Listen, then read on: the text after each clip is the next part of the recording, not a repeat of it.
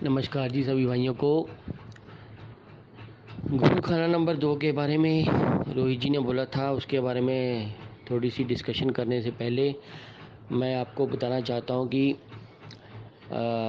मेरी एक रिक्वेस्ट है सभी भाइयों से कि एक सिंगल ऑडियो डालने से अच्छा है कि आप एक 5 या 10 मिनट का ऑडियो डालें। देखिए, बहुत सारे ऑडियो हो जाते हैं।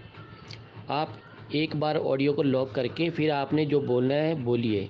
मैं सभी भाइयों से बार बार रिक्वेस्ट करता हूँ कि काइंडली एक ही ऑडियो डालें। ज़्यादा से ज़्यादा आप 2 ऑडियो डाल दीजिए, क्योंकि कई बार ऑडियो रिकॉर्ड करते समय कोई फ़ोन आ जाता है, तो उसको आप पहले ओके कर दें, उसके बाद आप दूसरा ऑडियो डालें।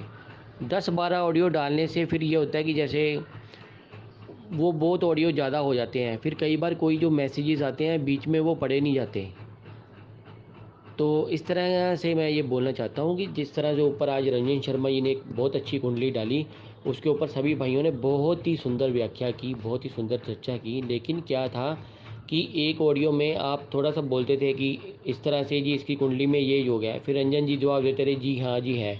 इससे बेटर है कि आप 2 या 4 मिनट का, 5 मिनट का एक ऑडियो डालें, उसमें आप कई तरह के क्वेश्चन पूछ लें। फिर जो दूसरा जिसने कुंडली डाली है वो उस ऑडियो को बड़े दिमाग से, ठंडे दिमाग से सुनेगा, फिर उसके ऊपर वो एक ही बार रिप्लाई दे कि जी ये भी ठीक है, ये भी ठीक है, ये भी ठीक है। तो इस तरह से सबको दिक्कत नहीं होगी।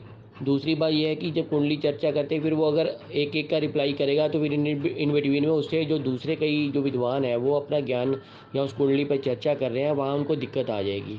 तो मेरी सबसे पर्सनल रिक्वेस्ट है कि ज़्यादा मैसेजेस ऑडियो भेजने से अच्छा है कि 1 या 2 ऑडियो भेजें और सटीक भेजें। और आज चर्चा करते हैं गुरु खाना नंबर 2 के ऊपर। बृहस्पति 2 में बहुत बढ़िया माना गया है। खाना नंबर 2 जो है वो उत्तर और पश्चिम की दिशा मानी गई है। देखिए, जब भी लाल किताब में आप लाल किताब का आप यूज़ करते हैं ज्योतिष में, तो जिस भी ग्रह के बारे में चर्चा करनी है, तो सबसे पहले उस ग्रह की इंट्रोडक्शन और वास्तु इसको दिमाग में ज़रूर रखें। खाना नंबर 2 जो है, आप देखिए, खाना नंबर 2 बृहस्पति का अपना पक्का घर है और शुक्र की राशि है। देखिए, राशि को भी साथ लेना बहुत ज़रूरी है, क्योंकि लाल किताब में सबसे पहले पंडित जी ने घरों को मुकर्रर कर दिया है, राशियों को मुकर्रर कर दिया है कि खाना नंबर 2 में वृषभ राशि पड़ेगी और खाना नंबर 7 में तुला राशि पड़ेगी। वृषभ राशि में जो शुक्र बृहस्पति बैठेगा, तो शुक्र के घर में बृहस्पति आएगा और बृहस्पति का वो अपना पक्का घर भी मुकर्रर है वहाँ पे। तो वहाँ पे बृहस्पति जो है बहुत ज़्यादा बलवान हो जाएगा और वहाँ वहाँ पर वो शुक्र के घर में है। यानी कि आप ये समझिए कि बाबा रामदेव को हमने बॉम्बे भेज दिया है। अब बाबा रामदेव जी वहाँ पे योग तो सिखाएंगे, योग की शिक्षा तो देंगे, मगर किनको देंगे? विवाहित औरतों को, स्त्रियों को, लेडीज़ को, फीमेल को। तो इसलिए वहाँ पे बृहस्पति और शुक्र का वहाँ पे योग बन जाएगा। अब ये योग अच्छा का फल कब देगा, बुरा फल कब देगा, तो ये बृहस्पति की पोजीशन और बाकी ग्रहों की पोजीशन के ऊपर डिपेंड करेगा। इसीलिए बृहस्पति शुक्र जब मंदा होता है तो उसको बोला गया वहाँ पे गुरु घंटाल होगा इस तरह का। दूसरा घर, क्योंकि वहाँ पे चंद्रमा जो है उच्च का होता है। चंद्रमा की उच्च, आप इसको इस तरह से समझें कि खाना नंबर 2 में जो उच्च का ग्रह है उसकी एनर्जी भी है, वहाँ पे गुरु की एनर्जी भी है और शुक्र की एनर्जी भी है। 3 एनर्जियाँ मिलकर काम कर रही है। अब बृहस्पति और चंद्र तो मित्र है और चंद्र और शुक्र बराबर हैं। ठीक है जी। शुक्र दुश्मनी अ, शुक्र और चंद्र की यहाँ पे दुश्मनी नहीं होगी, क्योंकि यहाँ पे लाल किताब का एक लॉजिक भी काम करेगा कि खाना नंबर 2 में जो ग्रह बैठे होते हैं वो अपना अपना फल देते हैं। क्योंकि आगे जाके शायद आपने पढ़ा भी होगा कि फल दो 11 अपो अपना धर्म मंदिर गुरुद्वार में। 1941 की लोकती में ये लाइन प्रचलित है, पंडित जी ने लिखा है।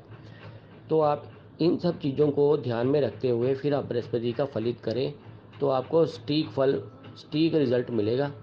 इसके साथ ही आप खाना नंबर 5, खाना नंबर 9 और खाना नंबर 11 और खाना नंबर 12 इनको भी ज़रूर देखें, क्योंकि खाना नंबर 9 जो है वो गुरु की अपनी जड़ है, अपनी राशि है, उसका अपना घर पड़ता है। खाना नंबर 12 है वो भी गुरु की राशि है और वहाँ पे राहु ने अपना घर बनाया हुआ है, क्योंकि बृहस्पति को लाल किताब में स्टार्टिंग में सबसे पहले हवा माना है। ब्रह्मांड में कहते हैं हवा चल रही है, अंधेरे में हवा चल रही है, तो वहीं से ही ग्रह मंडल बना है। तो इसलिए बृहस्पति को सबसे पहले हवा का कारक बृहस्पति है, इसीलिए सबसे पहले बृहस्पति को लाल किताब में महत्ता दी गई है। वैदिक ज्योतिष में सूर्य को महत्ता दी गई है और लाल किताब में गुरु को। इसीलिए सबसे पहले जब आप ग्रहों को स्टार्ट करेंगे लाल किताब में, तो गुरु से स्टार्ट करेंगे, बृहस्पति से स्टार्ट करेंगे। अब इसके अच्छे फल क्या होंगे?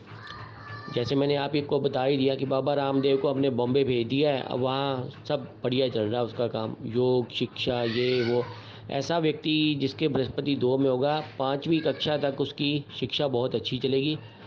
वो अच्छा वक्ता हो सकता है, अच्छा स्पीचर हो सकता है, अच्छा टीचर हो सकता है, अच्छा प्रिंसिपल हो सकता है और स्कूल मैनेजमेंट कमेटी का प्रधान भी हो सकता है, अगर उसको खाना नंबर 1 और खाना नंबर 4 से मदद मिल रही है। देखिए, खाना नंबर 1 जो है वो पूर्व दिशा है, वहाँ से हम पूर्व दिशा से उत्तर की ओर चलेंगे तो खाना नंबर जो 2 आएगा वो नॉर्थ ईस्ट कॉर्नर है घर का, लेकिन कुंडली में नॉर्थ वेस्ट कॉर्नर कहलाएगा।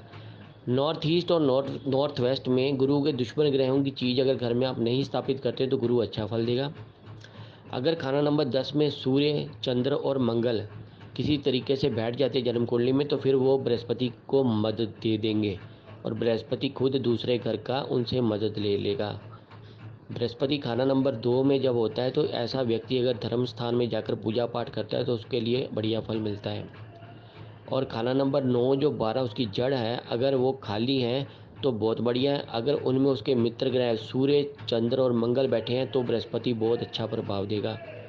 बृहस्पति 2 के समय अगर खाना नंबर 6 में, 8 में या 12 में उसके दोस्त ग्रह बैठे होते हैं तो बृहस्पति अच्छा प्रभाव देता है। बृहस्पति 2 के समय अगर खाना नंबर 5, 9, 11 और 12 या 6 और 8 में उसके दुश्मन ग्रह बुध, राहु या शनिचर पापी ग्रह के साथ मिल करके, जैसे बृहस्पति 2 के समय अगर राहु छठे घर में हो और शनि और केतु 12वें घर में हो, तो फिर वहाँ पे जो गुरु ग्रह है उसको थोड़े फलों में थोड़ी सी कमी आ जाती है। लेकिन बृहस्पति दूसरे घर में अच्छा फल देता है, पढ़ाई लिखाई के लिए, ज्ञान के लिए बहुत अच्छा होता है। अगर यही बृहस्पति यहाँ पे अच्छा हो तो व्यक्ति के 8 साल में उसके पिता का बहुत मान सम्मान, इज्जत, और उसको अगर जॉब करते हैं तो उसमें प्रमोशन मिलती है, अगर बिजनेस करते हैं में बहुत ज़्यादा बेनिफिट मिलता है। बृहस्पति 2 के समय 16 से 21 साल और फिर 28 से 33 साल में व्यक्ति का भाग्य बहुत बढ़िया काम करता है, क्योंकि खाना नंबर 2 जो होता है वो किस्मत का ग्रह भी होता है। जब गुरु यहाँ पे 2 आता है तो 16 से 21 और 28 से 33 में बहुत अच्छा फल देता है ये।